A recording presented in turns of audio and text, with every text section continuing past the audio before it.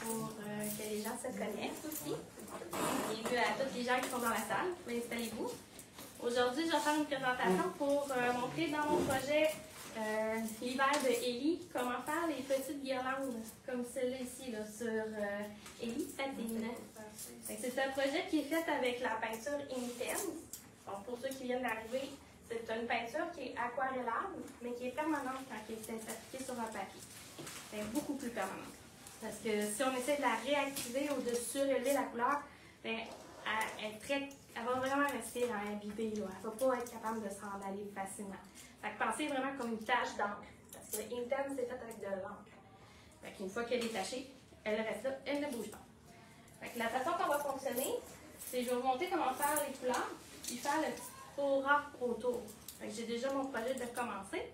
Fait que là, je vois qu'il y a des gens qui commencent à se connecter. Salut, salut! On voit aussi sur la télé. Fait que voici mon patron. Je vais parler un petit peu de mon patron. C'est un patron que j'ai fait sur papier pour faire des cartes, mais rien n'empêche que les cartes, si je prends ma petite Ellie ici, c'est des petites cartes à pochette, comme ça. Quand on est ici, c'est une petite pochette ici qu'on peut venir insérer à l'intérieur. Puis le projet, mais il est plus grand que les fenêtres. Là. On voit très bien la petite fenêtre. On pourrait, à la base, si vous avez déjà des cartes, puis que vous faites le projet sur un papier, venir simplement le coller aussi. Ça vous fait juste une plus grande image. Fait que ça serait une autre façon de l'utiliser. Fait qu'un papier double face, ouais, c'est ça, double face, que vous venez mettre de chaque côté. Vous pourriez coller aussi. C'est des petits projets thématiques plus hiver. C'est pas nécessairement. Vous n'êtes pas obligé de donner juste ça à Noël. Là, si vous avez des vœux à donner pendant l'hiver ou que vous avez par exemple un fan de hockey ou quelqu'un qui aime ça être un petit peu style cocooning, là, comme la petite Ellie dans sa couverture. Là, ça peut être intéressant de donner en cadeau ou familial. Fait que Ellie et son petit oisillon. Fait qu'on va tourner la caméra, puis on va commencer à voir ça.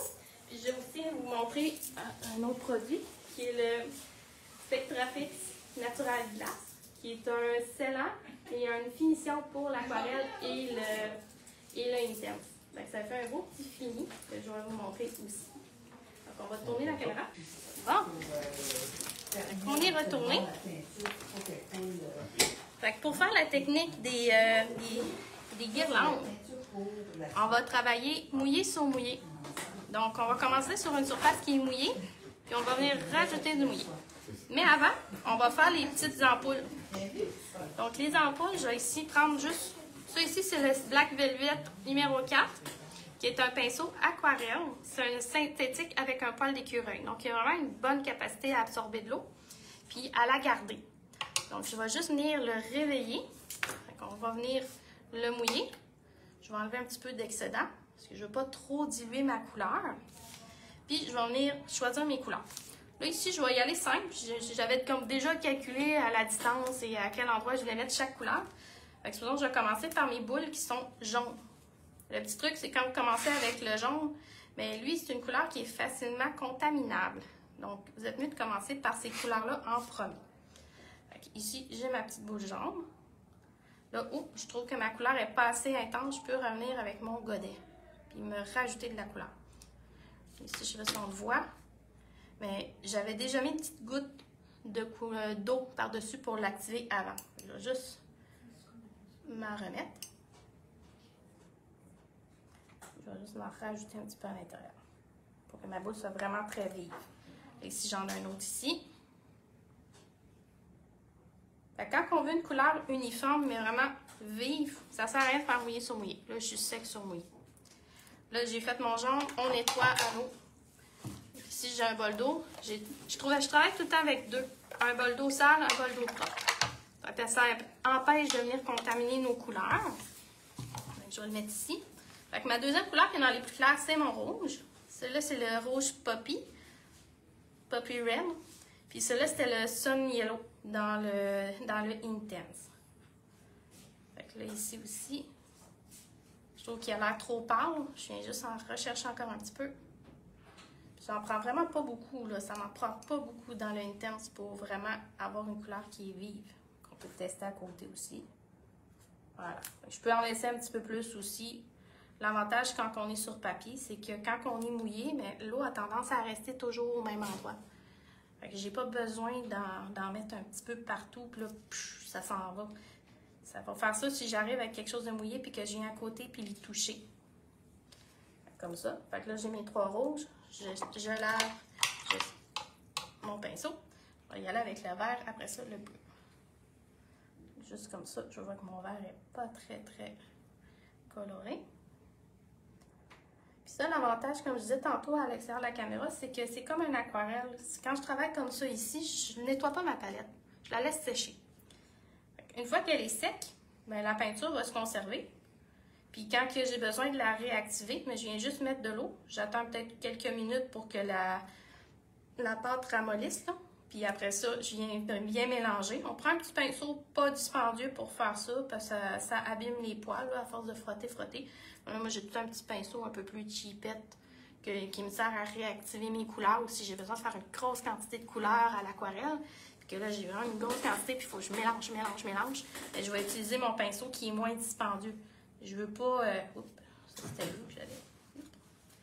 Comme là, je me suis trompée, je viens juste éponger. J'avais oublié que j'avais du vert. Je pensais que j'avais du rouge. Fait que là, je viens m'éponger tout de suite avant qu'il rentre dans mon papier. Ça me permet de revenir avec la couleur. Voilà. Là, ça me sert à rien d'être trop précis sur mes petites boules, là, parce qu'après ça, on vient faire un petit tour ras par-dessus. On va y aller avec notre bleu. Ça, c'est notre Bright Blue. Ceux qui ne savent pas, celle-là ici, c'est la petite palette de Travel Palette Set qui est la petite palette de départ qu'on peut acheter juste pour avoir le Intense. Vous avez quand même une belle couleur, une belle panoplie de couleurs qui sont comme ceux ici. Ça permet de faire plein de choses. Puis on a vraiment un beau choix de couleurs. Ici, je viens faire mes lumières bleues.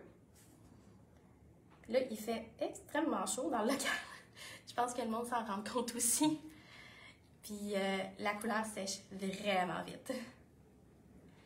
Je vais quand même être obligée de vous casser un petit peu les oreilles avec mon séchoir, là. Je m'excuse un peu d'avance. Comme là, j'ai mis toutes mes couleurs. Je nettoie mon pinceau. C'est une petite habitude que j'ai. Dès que j'ai fini avec une couleur, je le nettoie tout de suite puis je le dépose. Je le laisse pas à l'intérieur de mon bac.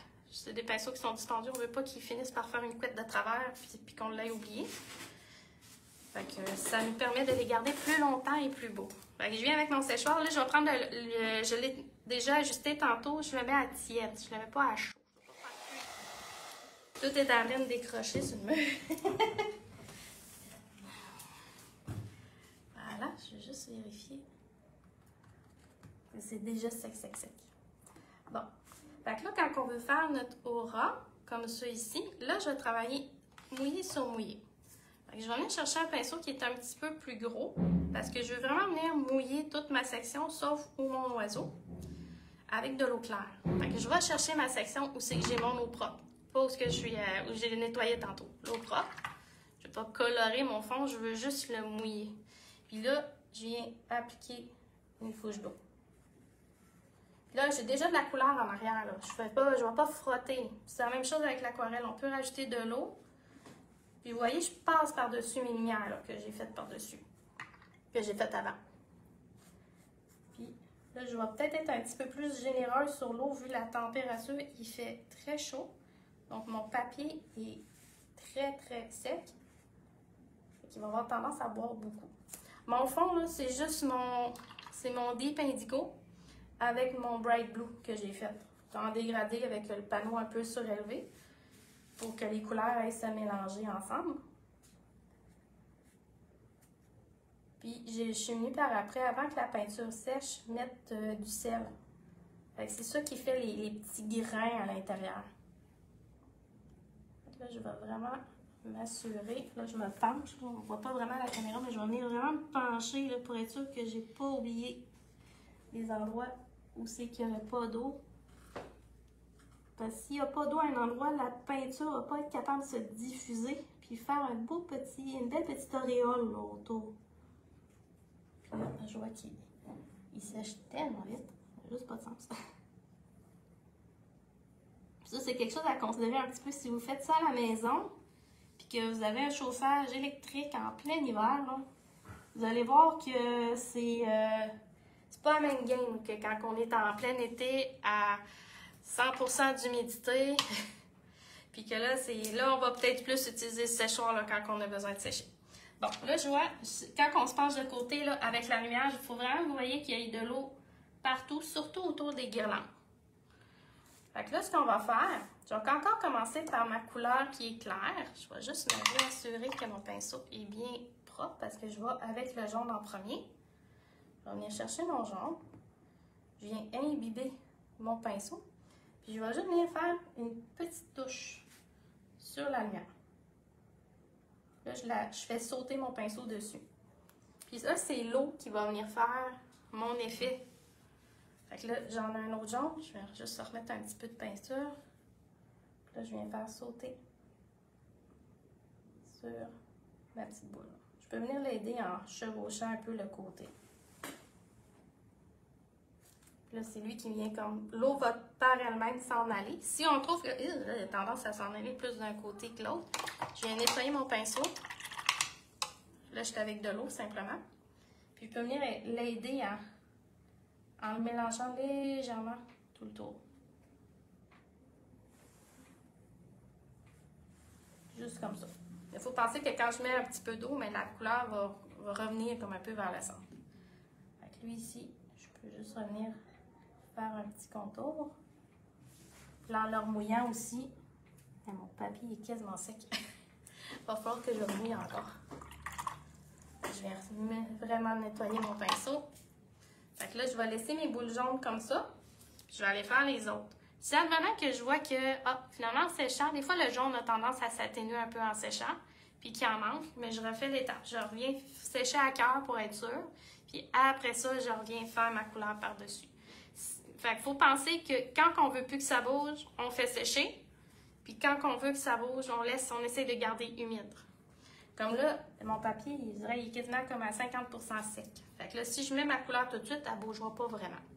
Fait que je sais que la prochaine couleur que je veux faire, c'est le vert. Mon papier est encore un peu humide. Là, je vais juste revenir mettre un peu d'eau, d'humidité pour mes boules vertes.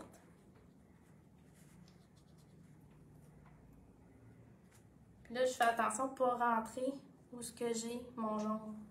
Ça va pousser un peu mon jaune, puis lui, il n'est pas sec. Fait que là, je viens chercher mon vert.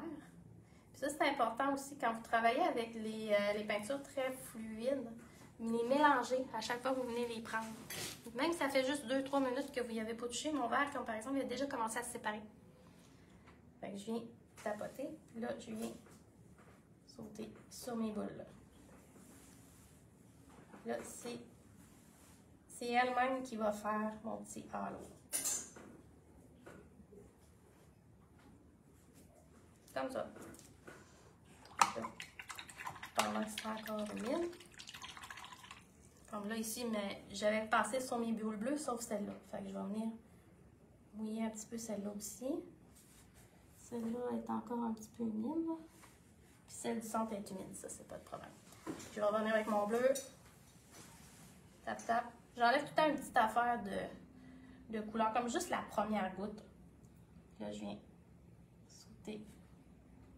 Là, ici, c'est pas grave si le bleu vient se mélanger avec le vert. C'est de la lumière. De toute façon, ils vont se mélanger ensemble pareil. On ne peut pas les séparer. Ok, viens. Comme ça.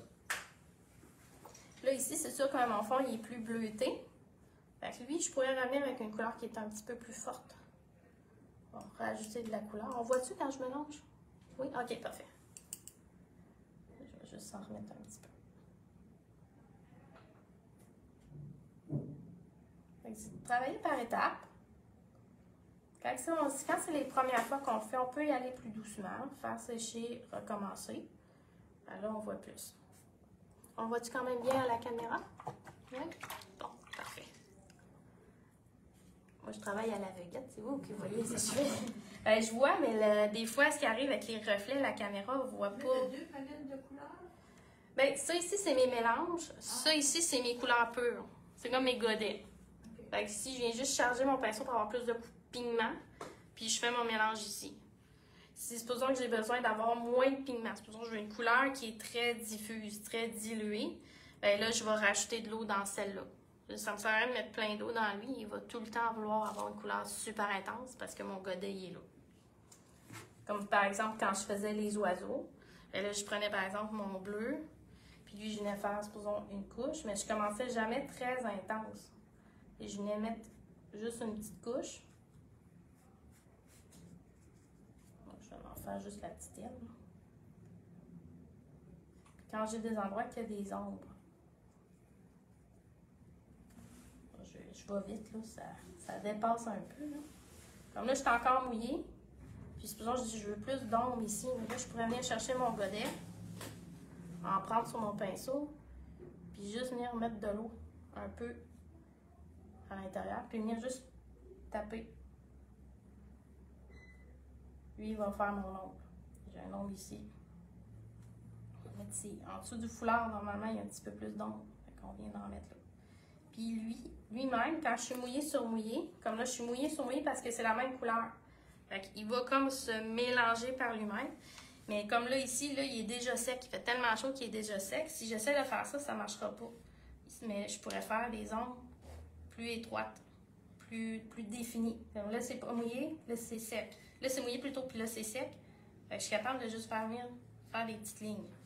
Mais dès que je tombe ici, la peinture, elle va vraiment s'étendre. Puis là, ici, j'avais comme un coin mouillé, un coin sec, mais je peux revenir avec un pinceau mouillé, mais plus épongé, puis juste venir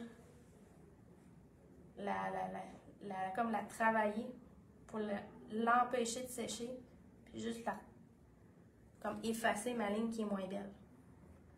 Ça, vous pouvez faire ça tant que c'est sec. Mais dès que ça commence à sécher, là, on est compris. Comme là, ici, là, cette séparation. Là, j'étais mouillée, là, j'étais sec. Là, ça m'a fait une séparation. Fait que je pourrais juste venir comme le forcer à se mélanger. Puis même, supposons que c'est encore humide, je veux faire une lumière sur la laine, là, sur le point. Je prends mon papier sous, juste avec mon doigt, puis je peux venir, je me dis, l'éponger. Il est quasiment sec encore. C'est comme une façon d'aller chercher des lumières. Sinon, là, ça a trop été fort, je viens éponger tout de suite. Ça enlève la couleur. Puis on fonctionne par couche. Donc là, ma première couche, je trouve que mes ombres sont pas pires, je viens sécher. Puis après ça, je peux revenir avec ma couleur, juste faire des ombres qui sont plus définies, en prenant juste ma couleur, ou une couleur plus foncée. Je pourrais venir chercher mon Deep Indigo ici. Là, ici, je sais qu'il est sec. Fait que venir faire juste mon ombre du côté. Et elle va rester. Là, ici, je suis encore humide, mais je pourrais juste venir tout de suite faire sauter mon pinceau dans les ombres. Travailler par couche. Comme ici, je n'étais pas tout à fait sec, mon ombre est comme un peu raboteuse. Je vais venir continuer avec mon rouge. J'ai parlé d'autre chose parce que je voulais qu'il sèche un peu parce que j'étais comme pas assez humide puis pas assez sec. J'étais comme en deux. Fait que là, je vais faire sécher ma partie en haut puis je vais remettre de l'eau. Ça va tout faire partir. Bon, fait que là, il sale le scellé, il bougera plus. Fait que là, je peux revenir mettre l'eau. Il reste juste le rouge qu'on n'a pas fait. Fait qu'on vient faire de l'eau par-dessus. De l'eau par-dessus. Puis je passe par-dessus, ça ne bouge pas. C'est ma couleur qui a séché. Puis là, je viens chercher mon rouge. Puis même mon rouge ici, il avait déjà commencé à se séparer. C'est important de venir les remélanger.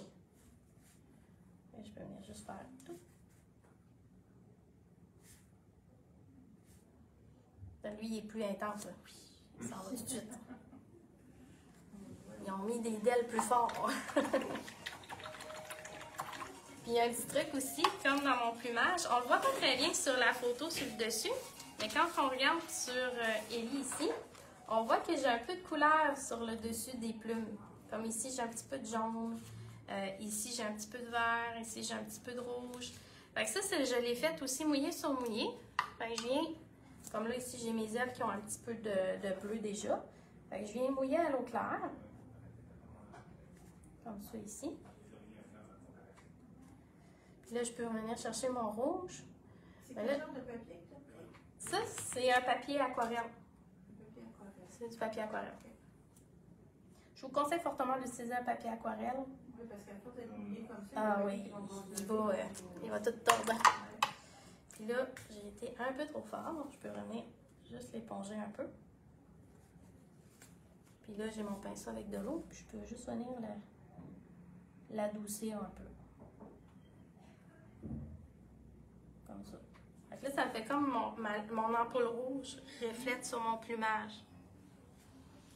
Puis ça, je l'ai fait autant dans le cache-oreille que dans le foulard, la partie qui est ici, le bout là. Puis c'est la même technique pour dans la glace.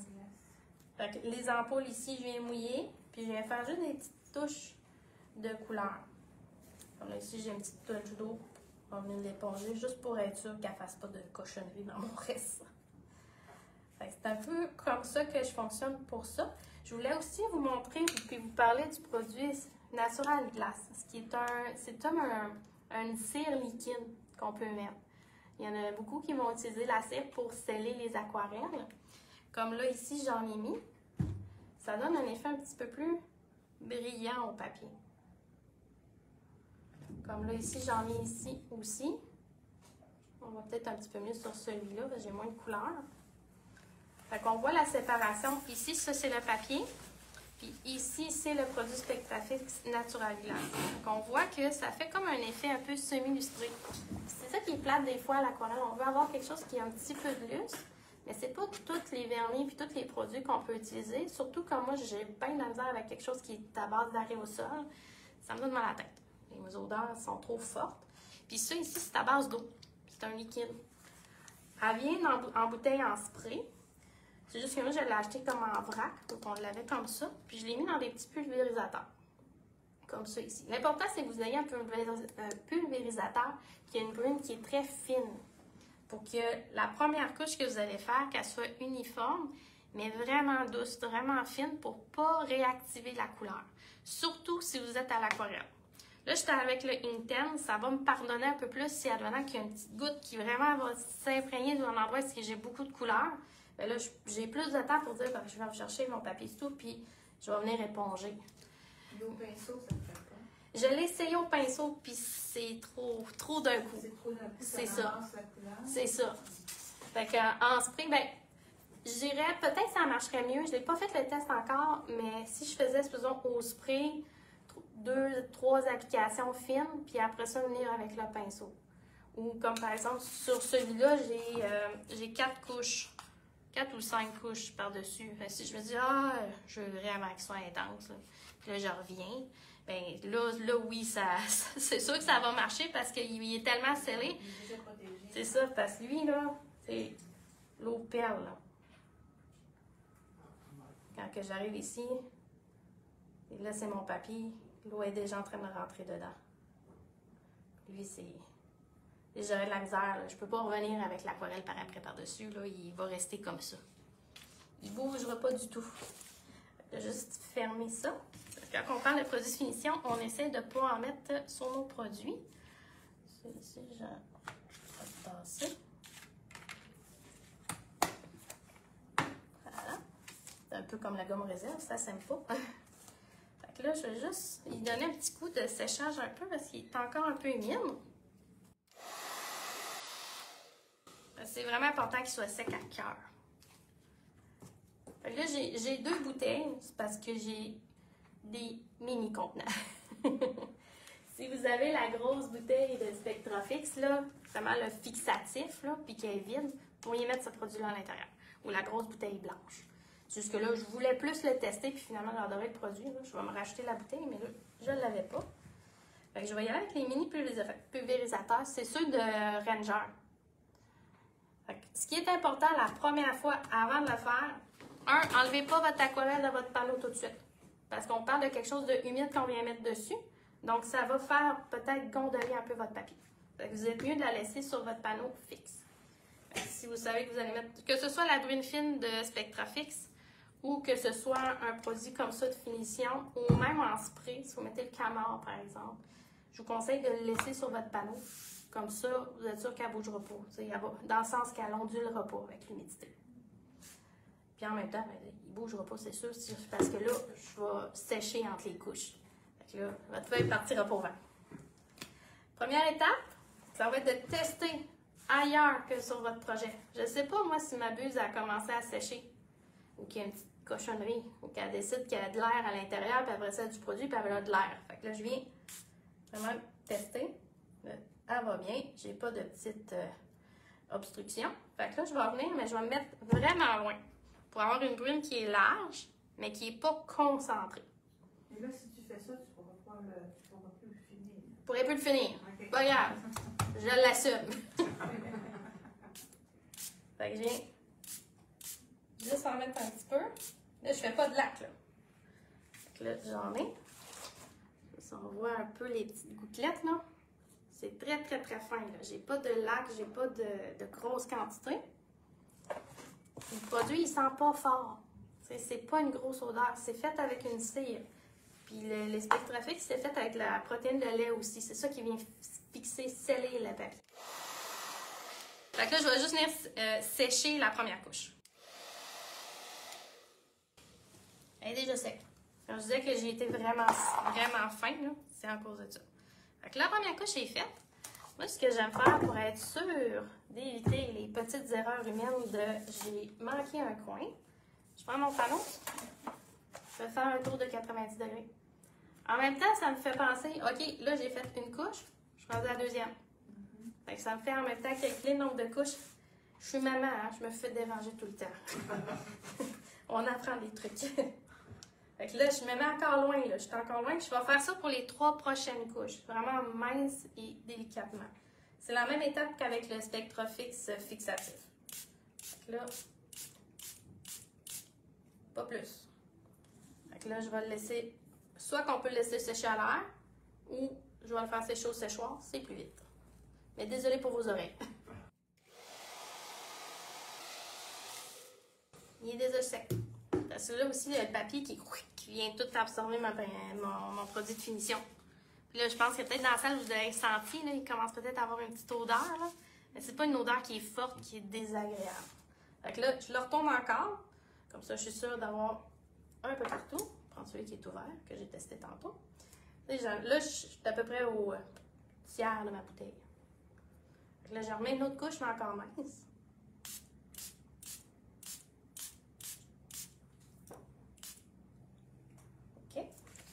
J'en mets pas une grosse quantité. Puis j'en viens sécher. Là, j'ai 3 couches minces. Fait que, théoriquement, je devrais avoir quelque chose qui est quand même assez scellé. Là, je vois, il commence à avoir un petit lustré là, quand j'en fais de côté. Ça paraît qu'en plus, si vous mettez un papier collant, parce que le papier collant ne sort pas le produit, fait qu'on voit bien que la quantité qu'on a appliquée. Fait que là, j'ai fait 3 couches minces. Là, je peux y aller plus intense. Vous allez voir, plus vous allez sécher, plus ça va être long à sécher. Ça veut dire que le papier commence à vraiment être scellé puis il est saturé. Fait que là, je vais y aller plus intense, je me mets un peu plus proche.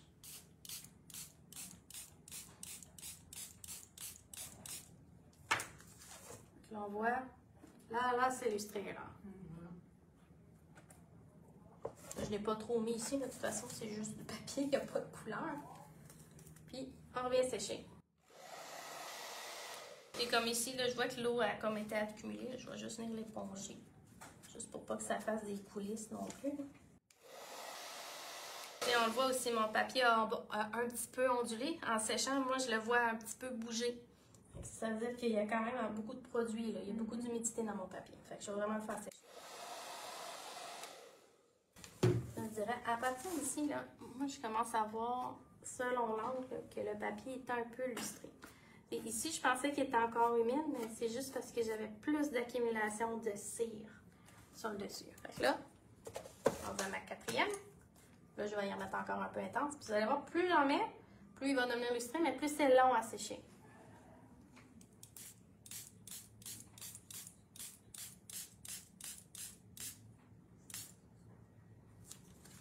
J'en ai partout. Et là, j'ai quasiment... Il me reste juste le quart de ma bouteille, là. mets quand même loin de mon séchoir parce que je vois comme des vagues. Là. Je veux pas non plus tout pousser mon produit d'un côté. Fait que là, je me relève quand je vois que ça bouge. Comme, quand je regarde de côté, j'ai l'impression que mon papier est encore mouillé. C'est pour ça que je viens toucher. Parce que finalement, il est sec. Ça s'envoie. On commence à avoir un lustre. Fait que là, je pourrais continuer. Idéalement, là, je vois que ma quatrième couche n'est pas 100% uniforme. Je m'en mettrais peut-être 4 ou 5. Peut-être juste 5 ou 6, parce que ça, c'est ma quatrième. Juste pour être sûr que ça va vraiment avoir une finition plus uniforme. Puis après ça, si je viendrais avec de l'eau, ben, ça va faire comme mon petit chien qui est parti au vent. Ben, l'eau va perler dessus. Fait que si c'est pour comme des genres de petits projets comme ça, vous savez que les gens vont encore plus toucher, c'est intéressant d'utiliser ce produit-là. Si de toute façon, vous voulez le mettre sous verre, le verre va vous faire votre reflet, puis allez-y peut-être plus avec le fixatif. Ou si vous êtes du style à vouloir vraiment le fixer, puis après ça, venir colorier par-dessus avec un crayon pastel ou autre, bien, utilisez plus le fixatif, ça va vous laisser l'effet plus brillant papier. Parce que le pastel, sur une surface qui est plus lustrée, va avoir de la misère à s'accrocher. Mais un crayon couleur, moins, parce que lui, il a une base plus grasse.